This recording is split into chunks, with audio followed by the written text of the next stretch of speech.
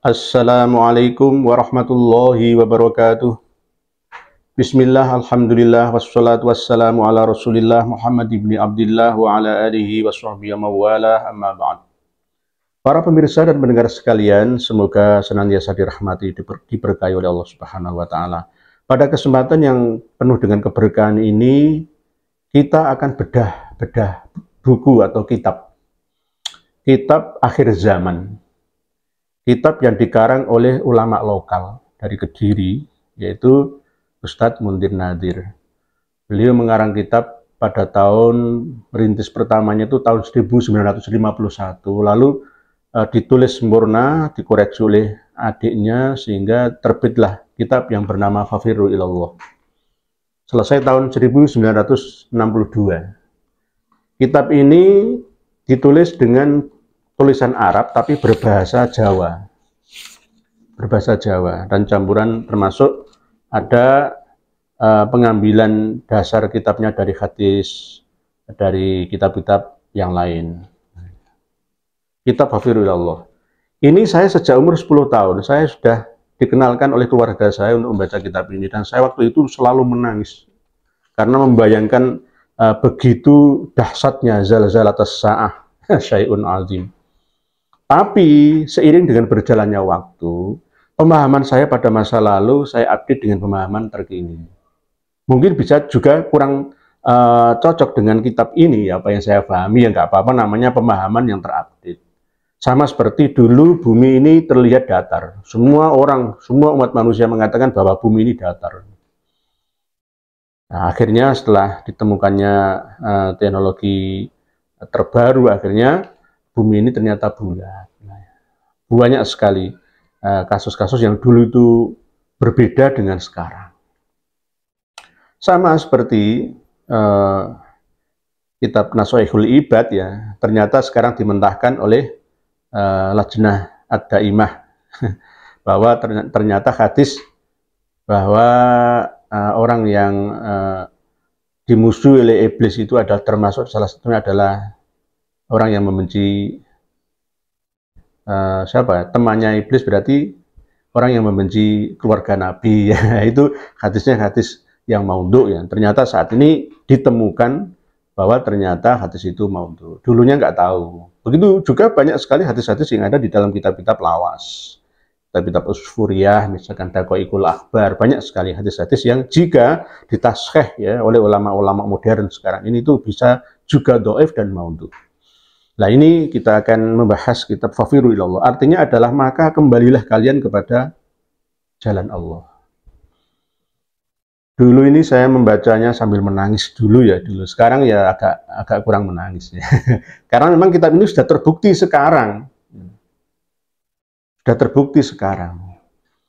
Ini kitab akhir zaman yang jika sandingkan dengan pendapatnya Ustadz Zulkifli M. Ali itu nggak akan ketemu. Nggak akan ketemunya gimana? Ustadz Zulkifli M. Ali itu selalu mengatakan akhir zaman. Zaman akhir dengan akhir zaman itu beda, lah, ya. Tidak sama. Setiap hari itu akhir zaman, ya. Setiap hari. Tapi belum tentu akan berakhir. Kematian kita ya akhir zaman, tapi belum tentu semua orang mati. Kiamat sugro kita tidak akan sama seperti kiamat sugro bagi yang lainnya. Di negara kita kiamat kubro mungkin, ya, di negara yang lain belum tentu kiamat kubro. Jadi di sini, ya, beliau Ustadz Mundir Nadir mencampurkan pendapat beliau dari sudut beliau kan orang Jawa, ya, jadi kadang mencantumkan ramalan-ramalan Jawa, ya, dari Jayabaya, dari Syekh Subakir dan macam-macam. Cuma ya tidak saya cantumkan semuanya. Jadi beliau mengarang kitab ini pada saat itu, ya, itu memang benar-benar menyentuh. Karena memang belum luas pemahaman umat Islam, di pesantren-pesantren belum mempelajari Sahih Muslim, ya, atau Sahih Bukhari misalkan, atau kitab Ihya Ulumuddin, kitab Al-Um misalkan, kitab-kitab yang besar itu belum belum banyak beredar di Indonesia pada waktu itu. Ya, ini kitab yang menjawab tantangan zaman itu, ya. Abad 20 tahun 1962.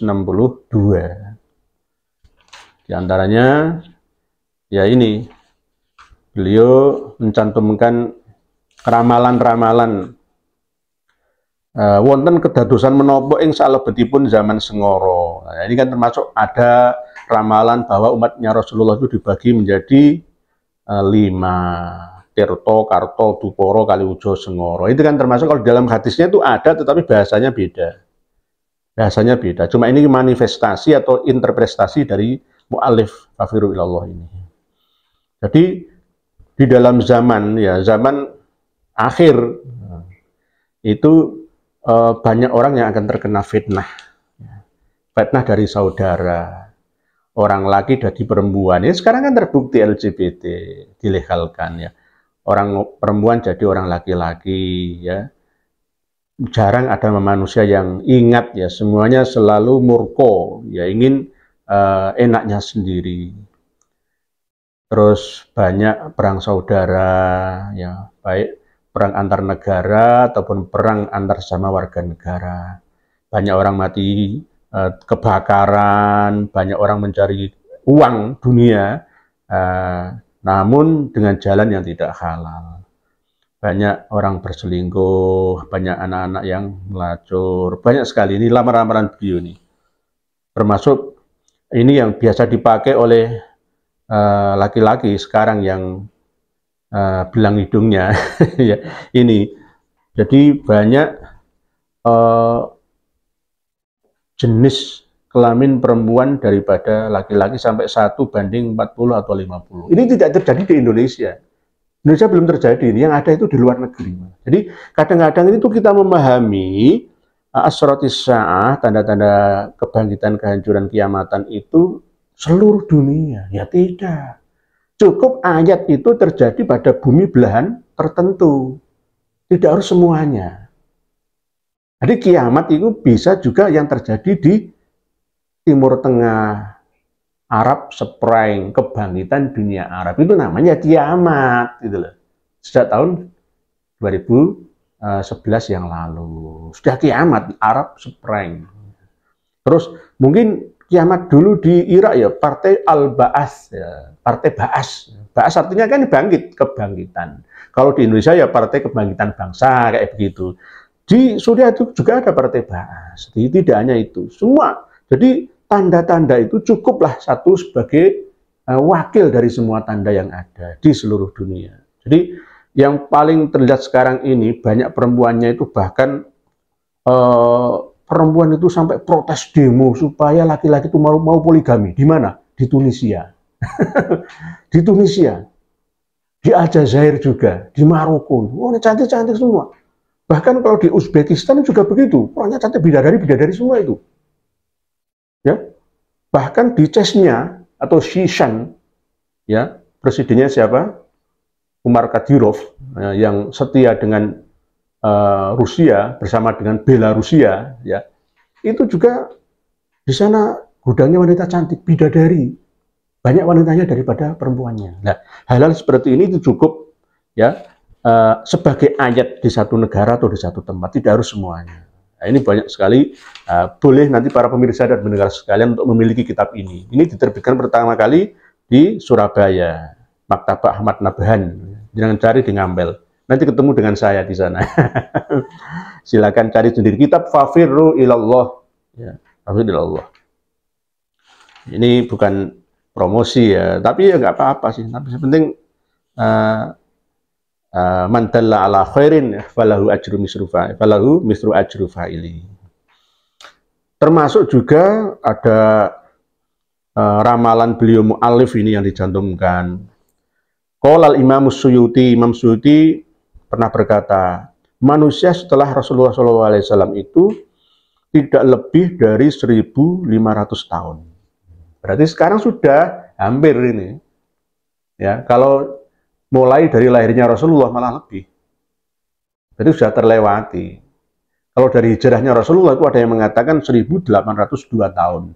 Ini baru 1444 tahun, kurang berapa tahun lagi. Ya Allah alam. Tapi jangan diartikan bumi ini akan lenyap semua. Ya tidak seperti itu. Ya, sama seperti kiamat siklus 100 tahun kemarin yang kita alami bersama, yang kita jalani bersama, yaitu adanya pagebluk taun atau corona. Itu. Para pemirsa dan pendengar sekalian, ini dicantumkan foto beliau dengan adiknya, Ustadz Mundir Nadir. Hasil lengkap. Bahasanya bahasa Pegon memang, bahasa Pegon. Alamat kubro, halaman 22, badhe wonten menapa ing salebetipun mangsa ingkang badhe kelampah, alamat kiamat kubro akan ada peristiwa apa yang akan terjadi nantinya. Jadi ini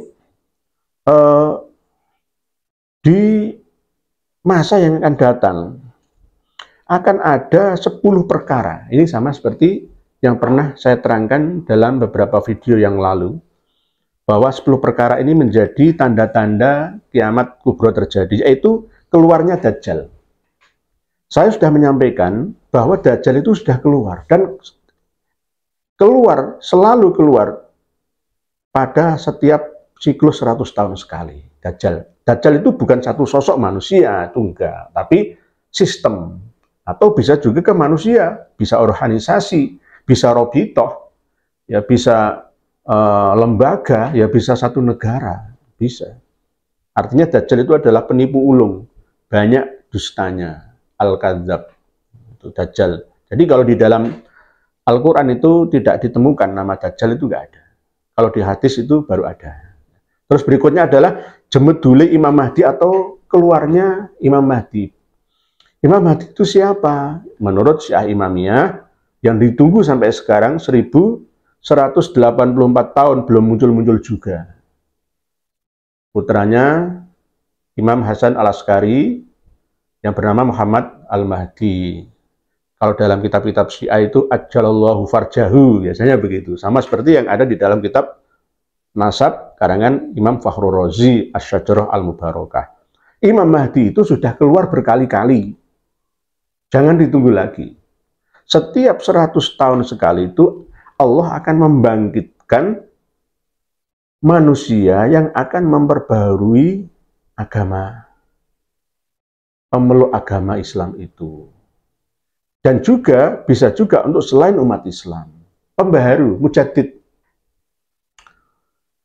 Jadi innallah yab'atsu ala ra'si mi'ati sanatin man yujaddidul hadinaha. Allah sesungguhnya Allah akan membangkitkan manusia dalam puncak 100 tahun sekali yang akan memperbaharui pemahaman agamanya. Ya, mujaddid itulah, pembaharu itulah yang namanya Imam Mahdi. Imam itu artinya pemimpin, Mahdi yang mendapatkan petunjuk dari Allah. Ya, banyak sekali orang yang mengaku Imam Mahdi atau diakui menjadi Imam Mahdi, versi masing-masing, golongan masing-masing torekoh, masing-masing organisasi, masing-masing negara. Tapi Imam Mahdi sendiri itu sebenarnya beliau tidak akan mengakui dirinya sebagai Imam Mahdi. Karena